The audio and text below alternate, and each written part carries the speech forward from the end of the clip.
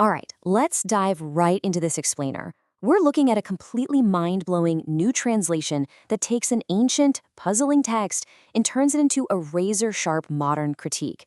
We're talking about a revolutionary framework applied to the Gospel of Thomas. For decades, this text has been a massive source of fascination and debate. But as we're about to see, our traditional readings might have missed the author's actual intent entirely. We usually think of the Gospel of Thomas as this collection of obscure, mystical sayings. It has this reputation for being elusive, almost intentionally confusing, like a giant puzzle. But what if we've been reading it all wrong? What if, instead of looking up at the heavens to understand these words, we were actually meant to look directly at the power structures surrounding us? So let's get into section 1, the mystery of Thomas, an ancient enigma without a narrative. Okay, so this text was discovered at Nag Hammadi, and it's wild because it contains absolutely no story of Jesus' life, death, or resurrection. It doesn't give us a beginning, a middle, or an end.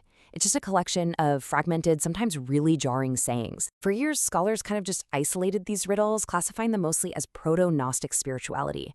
Because it lacked a clear institutional blueprint, people just assumed it was this underdeveloped, purely spiritual artifact. But actually, that fragmentation wasn't an accident. It was a strategy.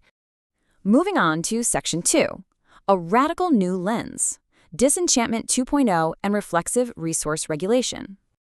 Here's where scholar William Griffin III brings in a groundbreaking new theoretical framework that completely flips the script.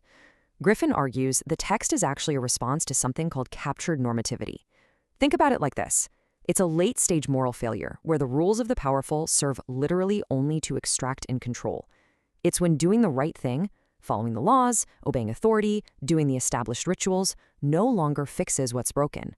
It just keeps the powerful insulated and leaves the vulnerable totally exposed. So, the absolutely crucial point here is that we're moving away from seeing this as some map of a hidden metaphysical universe. Instead, we're seeing it as an artifact of pure resistance against a broken society. Griffin calls it late-stage moral resistance. This is a real game changer. Thomas isn't trying to build a new religion. It's an anti-institutional critique, trying to wake people up to the fact that the institutions they trust have been completely captured. Which brings us to Section 3, decoding the intent, the methodology of structured resistance. Imagine living in a society where authority is absolute. You can't exactly go shout your critique in the town square, right? By applying what he calls a translation of intent, Griffin reveals that these seemingly random fragments are actually a highly organized defense mechanism. This method doesn't just ask what the literal words say, it asks, what is the social function of this sentence? Read this way, those obscure riddles become razor-sharp tools designed to deprogram a captive audience. And he proves this by color-coding the text into 7 specific functional groupings. This makes it so visually obvious that the text systematically circles around very specific structural problems. It's not random at all. The text repeatedly attacks the idea of delaying justice. It directly addresses wealth and deprivation, and it constantly challenges anyone who claims they mediate the truth. Let's move to Section 4, the architecture of resistance, dismantling the broken system. Let's actually look at the translated text and see how this architecture of resistance builds its case against systemic inequality. This is where that translation of intent makes these ancient words feel incredibly modern. The text immediately diagnoses the core sickness of society, the artificial division between the sacred and the ordinary, the worthy and the expendable. It tells the reader, hey, you've been conditioned to accept that some people are naturally elevated while others bear the cost. But Thomas insists this division was manufactured, and because it was made, it can be unmade. And this part brilliantly illustrates how authority uses delayed justice as a trap. It's like telling people to wait for a reward in heaven. It keeps the marginalized docile while the powerful just keep consuming. If leaders can convince you that true justice only happens after you die, well, you're not going to demand it right now, are you? Thomas explicitly rejects this. It insists that what you're waiting for is already spread out right beneath your feet. Unlike earlier prophets who basically just wanted to reform corrupt leaders or fix misapplied laws, Thomas asserts something far more radical. It claims the entire system of authority is structurally unreliable and beyond saving. The law isn't just misapplied. It's captured entirely. Waiting for the future? That waiting is the trap itself. It actively dismantles institutional gatekeeping. It warns us that anytime a leader demands you go through them to reach the truth, that is merely a mechanism of control.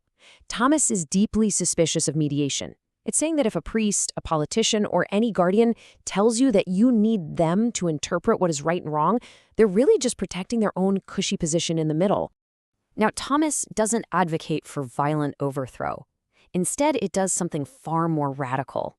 It withdraws moral legitimacy from the boundaries themselves. It doesn't say, storm the palace. It says the palace has no moral authority to begin with. By collapsing the distinction between the sacred temple and the ordinary street, it strips the ruling class of their exclusive claim to moral superiority. It also goes straight after wealth and accumulation, showing how insulation from loss actually shrinks our vision and corrodes everyone it touches. The text warns that building a life where your safety depends on someone else's exposure doesn't just harm the poor, it creates this deep fear and narrowness in the rich. They become completely consumed with guarding what they've taken, mistaking control for actual security. And this explains the very structure of the text itself. You might wonder why it's so fragmented. Well, in a captured system, loud, direct declarations just get crushed. But fragments? Fragments can slip quietly through the cracks of censorship. They don't demand obedience. They awaken recognition. It's not an underdeveloped theology. It's quite literally a survival mechanism. All right, Section 5, a timeless warning, the ease of rebuilding division.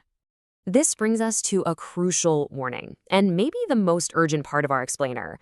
Thomas deliberately refuses to provide a final, triumphant resolution or a blueprint for a new utopian institution. There's no shiny new administrative hierarchy to replace the old one, and that absence is an intentional, vital part of the message. It warns us about this tragic human cycle. Any tight group seeking protection eventually turns inward.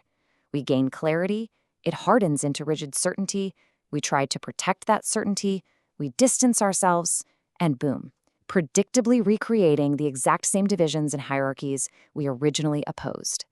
The revolutionaries end up building the exact same oppressive walls they just tore down. The true work isn't about creating a perfect system. It's about maintaining vigilance, because let's face it, human beings have a terrifying habit of rebuilding the very cages we just escaped. This is exactly why the Gospel of Thomas doesn't offer a neat ending, because as long as humans can be separated and silenced, the work is never really finished. Instead of giving us rules, it gives us a brilliantly simple measure. Just watch where the cost falls. If the same people always bear it, the system is broken. If the powerful keep coming up with complex explanations for why things are hard, but the actual conditions never change, then the system is captured. It's a profoundly practical metric for justice. Ultimately, the Gospel of Thomas is a profound call to remain attentive, stay near to others, and absolutely refuse to let what should be shared become distant again. It strips away the magical thinking, the deferred promises, and the institutional safety nets, leaving us with a radical responsibility to one another right here in the present moment. So, I want to leave you with this provocative thought as we wrap up. Look carefully at how you live and ask yourself, have we rebuilt the divisions we thought we left behind? This 2,000-year-old fragmented text is reaching across history not to offer us an escape into mysticism, but to ask us to open our eyes to the reality sitting right in front of us.